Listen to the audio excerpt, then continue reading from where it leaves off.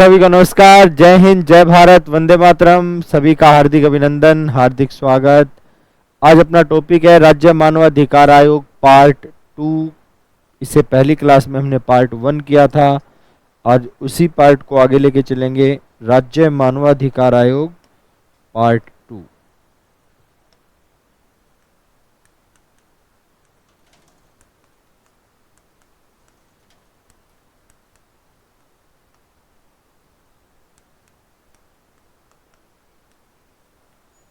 पिछले हिस्से में हमने राज्य मानवाधिकार आयोग की नियुक्ति के बारे में पढ़ा था। अनुच्छेद 22 के आधार पर अध्यक्ष और सदस्यों की नियुक्ति एक समिति की सिफारिश के आधार पर राज्यपाल के द्वारा किया जाएगा।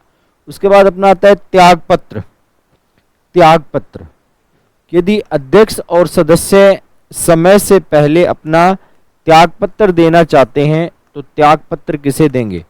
त्यागपत्र का वर्णन किस में किया गया है? त्यागपत्र का वर्णन किया गया है धारा 23 में। अध्यक्ष और सदस्य अपना त्यागपत्र दे देंगे राज्यपाल को। पद से हटाना, पद से हटाने का वर्णन भी किस अनुच्छेद में किया है? सॉरी, किस धारा में किया गया है? तो धारा 23 में किया गया है।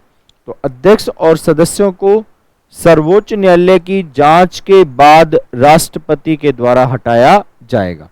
तो त्यागपत्र 23, अध्यक्ष व सदस्य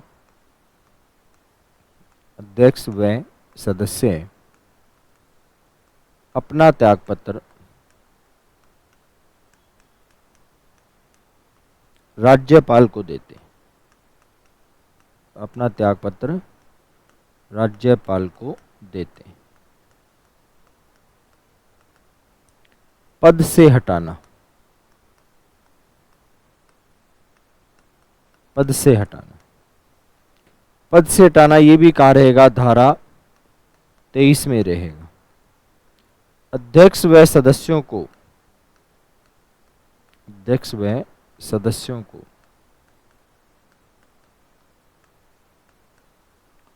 सर्वोच्च न्यायालय की जांच के बाद, सर्वोच्च न्यायालय की जांच के बाद राष्ट्रपति के द्वारा हटाया जाएगा। सर्वोच्च न्यायालय की जांच के बाद राष्ट्रपति के द्वारा हटाया जाएगा।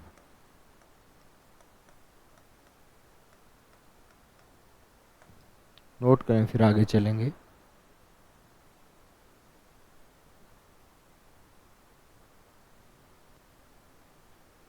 त्यागपत्र धारा 23 में है। अध्यक्ष व सदस्य अपना त्यागपत्र राज्यपाल को देते हैं। पद से हटाना धारा 23,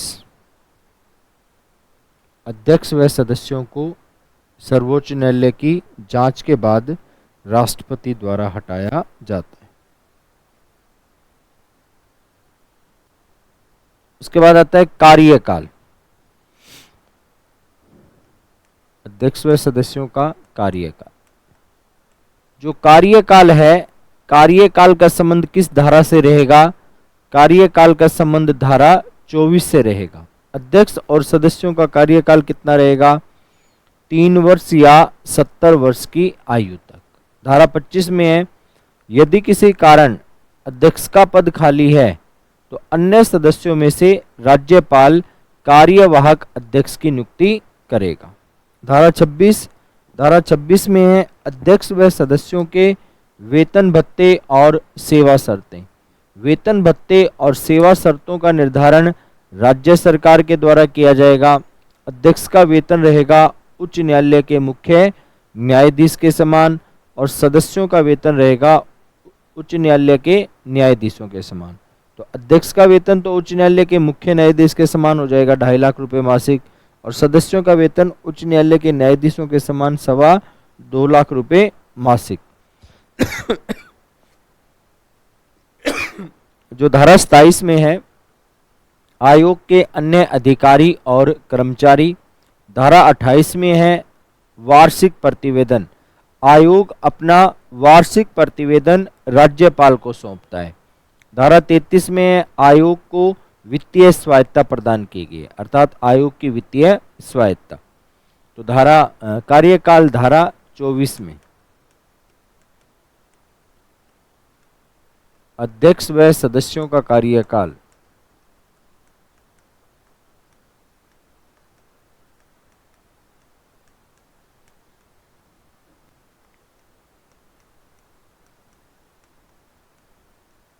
तीन वर्ष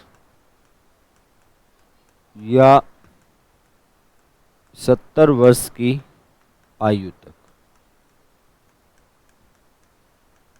धारा 25 में देखें, धारा 25, यदि किसी कारण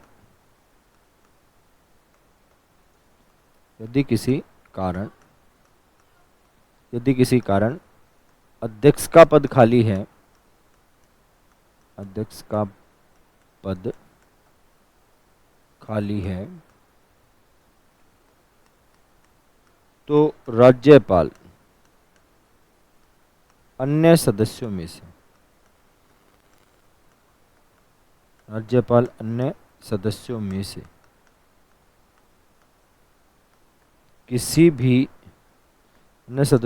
किसी भी सदस्य को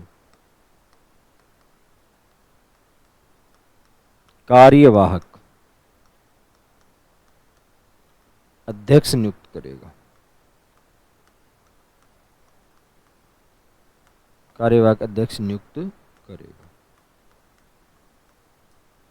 धारा 26 में है अध्यक्ष व सदस्यों का वेतन भत्ते व सेवा शर्तें।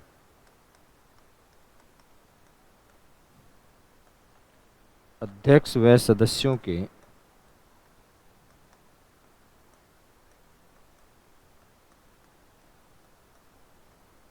वेतन भत्ते तथा सेवा शर्तें।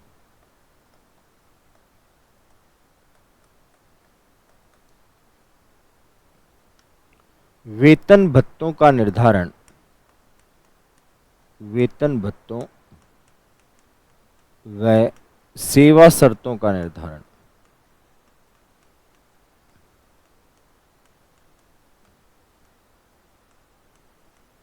राज्य सरकार करेगी।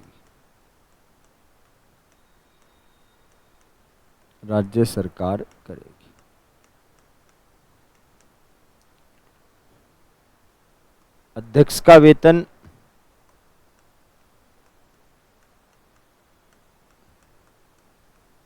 उच्च न्यायालय के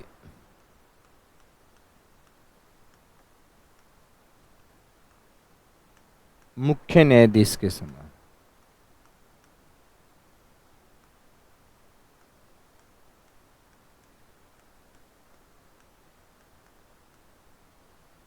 अध्यक्ष का वेतन ये रहेगा। सदस्यों का वेतन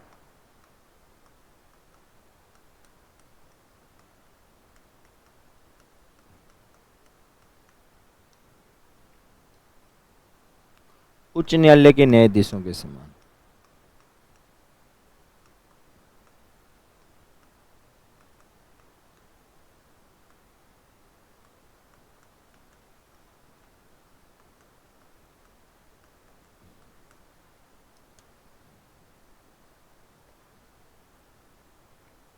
इसके बाद आता है धारा 27, आयोग के अन्य अधिकारी और कर्मचारी। आयोग के अन्य अधिकारी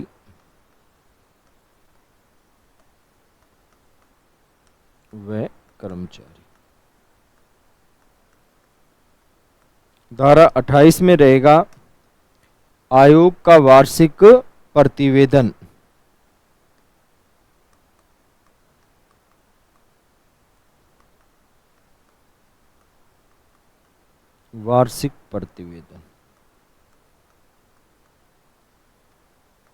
आयोग अपना वार्षिक प्रतिवेदन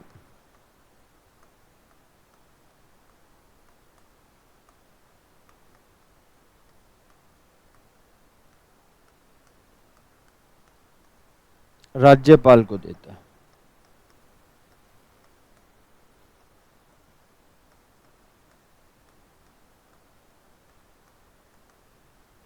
धारा 33 में है वित्तीय स्वायत्तता। धारा 33 आयोग की वित्तीय स्वायत्तता।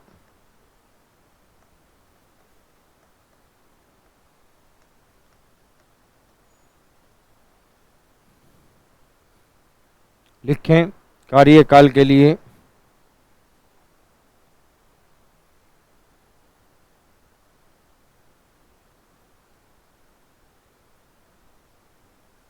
धारा 24 अध्यक्ष व सदस्यों का कार्यकाल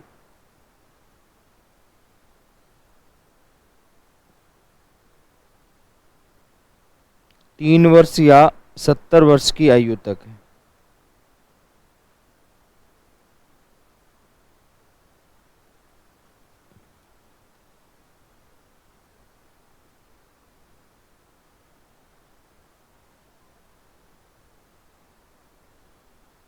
धारा 25 में यदि किसी कारण अध्यक्ष का पद खाली है तो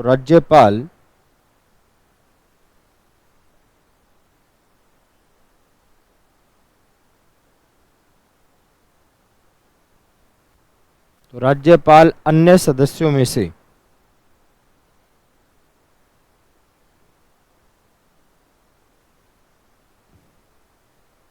कार्यवाहक अध्यक्ष नियुक्त करेगा।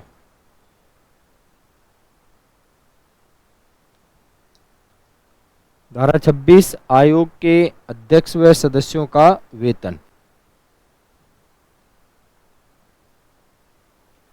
धारा 27 में वेतनीय सारा है ही। 27 में आयोग के अधिकारी व कर्मचारी। 28 में है वार्षिक प्रतिवेदन। वार्षिक प्रतिवेदन।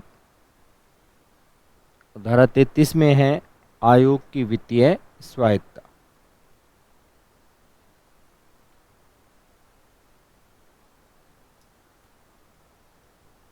मानवाधिकार आयोग के प्रमुख तथ्य ओब्लिक राज्य मानवाधिकार आयोग के कार्य। क्या कुछ कार्य रहेंगे? पहला देखें, आयोग है, पहला कार्य है मानवाधिकारों के क्षेत्र में शोध व अनुसंधान करना। दूसरा, मानवाधिकारों का प्रचार करना। तीसरा, राज्य के किसी भी जेल का निरीक्षण करना। चौथा, आयोग के पास सिविल न्यायालय के समान शक्तियां प्राप्त है। पांचवा, आयोग है वो 1 वर्ष से पुराने मामलों की जांच नहीं करेगा। वे मामले जो न्यायालय में चल रहे हैं उन मामलों की जांच आयोग नहीं करेगा। वे मामले जो सेना से संबंधित है उन मामलों की जांच आयोग नहीं करेगा। आयोग में शिकायत है वो व्यक्ति स्वयं करवा सकता है, व्यक्ति की तरफ से अन्य कोई व्यक्ति करवा सकता है। और राज्य मानवाधिकार आयोग स्व प्रेरणा से भी मामलों की जांच कर सकता है। आयोग केवल जांच करेगा, अपराधी व्यक्ति को, दोषी व्यक्ति को सजा नहीं देगा। तो देखें प्रमुख तथ्यों में मानवाधिकारों के क्षेत्र में, मानवाधिकारों के क्षेत्र में शोध व अनुसंधान करना।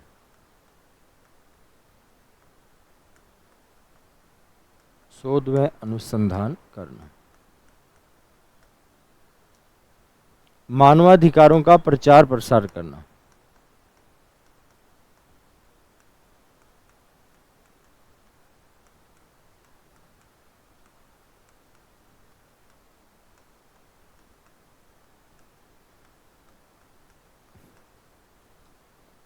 राज्य की किसी भी जेल का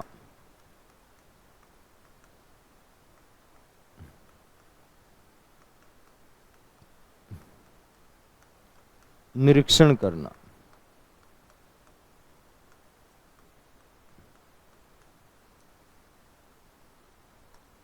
वे मामले जो सेना से संबंधित है,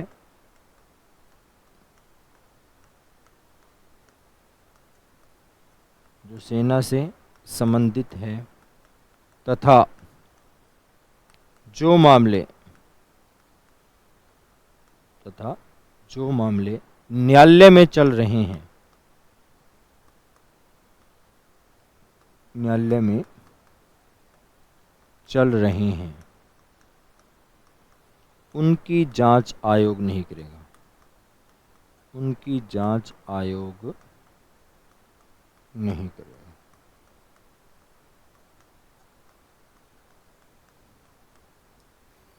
आयोग को सिविल न्यायालय के समान शक्तियां प्राप्त हैं। आयोग को सिविल न्यायालय के समान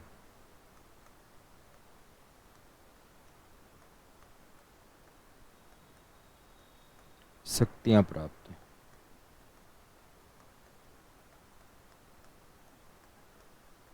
आयोग 1 वर्ष से पुराने मामलों की जांच नहीं करता। आयोग 1 वर्ष से पुराने मामलों की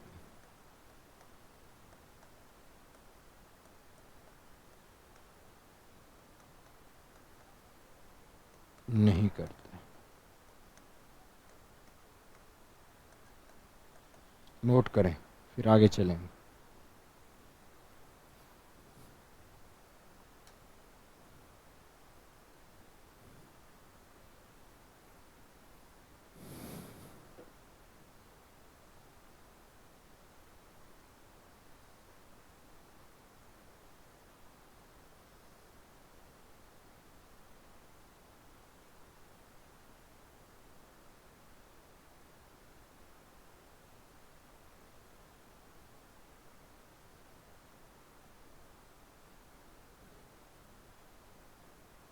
उसके बाद देखें प्रथम अध्यक्ष। प्रथम अध्यक्ष, प्रथम अध्यक्ष थी कांता कुमारी भटनागर। कांता कुमारी भटनागर। प्रथम महिला अध्यक्ष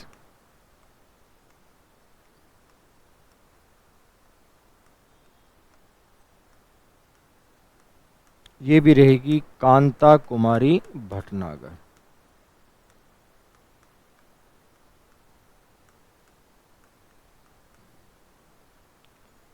अध्यक्ष के रूप में सबसे लंबा कार्यकाल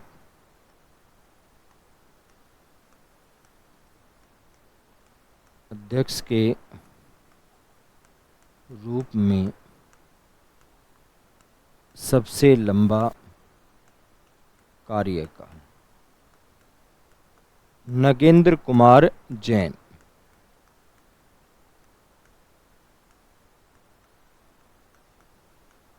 अध्यक्ष के रूप में सबसे लंबा कार्यकाल नगेंद्र कुमार जैन, और अध्यक्ष के रूप में सबसे छोटा कार्यकाल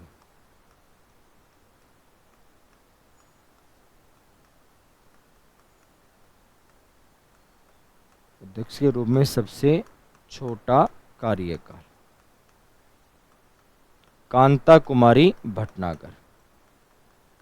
कांता कुमारी भटनागर।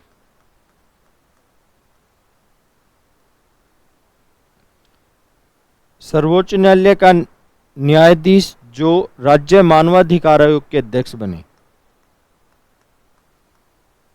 सर्वोच्च न्यायालय के न्यायाधीश जो राज्य मानवाधिकार आयोग